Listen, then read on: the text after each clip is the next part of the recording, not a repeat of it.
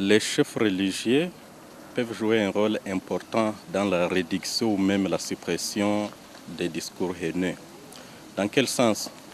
Tout d'abord, les chefs religieux n'ont pas des armes, mais les moyens qu'ils utilisent, c'est d'abord la prédication, la sensibilisation et donc l'éducation.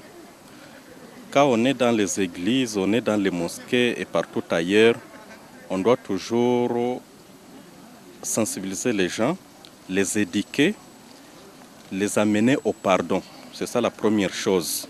Parce que quand on trouve qu'il y a déjà la haine dans un milieu, il faut toujours amener les gens au pardon. Il faut toujours amener les gens à la conversion. Parce qu'au fait, l'enseignement, c'est ça l'arme de tout un chef religieux, de tout un prédicateur. C'est ça ce qu'il utilise, ce qui lui est propre, c'est l'enseignement. Parce que les citoyens que nous avons, qui sont aussi nos chrétiens, viennent de nos églises. Les chefs, les autorités donc, qui doivent diriger les pays viennent de nos églises. Si notre prédication est parvenue à tenir et atteindre le cœur des hommes, nous pensons qu'ils peuvent quand même changer et corriger les langages et les comportements mauvais de ces citoyens. Alors, tout d'abord, quand un chef religieux se présente, en principe, c'est un unificateur, c'est quelqu'un qui doit toujours appeler les gens à s'unir. Et comment on doit s'unir si on n'a pas le même langage?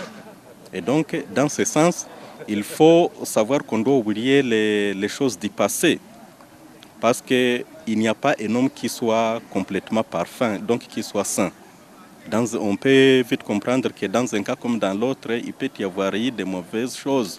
Mais quand même, le pardon, le vivre ensemble est encore possible. C'est à travers le pardon, c'est à travers la réconciliation que cela peut arriver. C'est pourquoi il doit toujours prêcher le pardon, le vivre ensemble. C'est toujours possible. Alors, quand les personnes se sont déjà réconciliées, et vous trouvez qu'ils peuvent facilement cohabiter. Quand il y a un langage haineux, on ne sait plus rapprocher l'autre. Mais quand il y a eu déjà un pardon gratuit, on peut déjà cohabiter.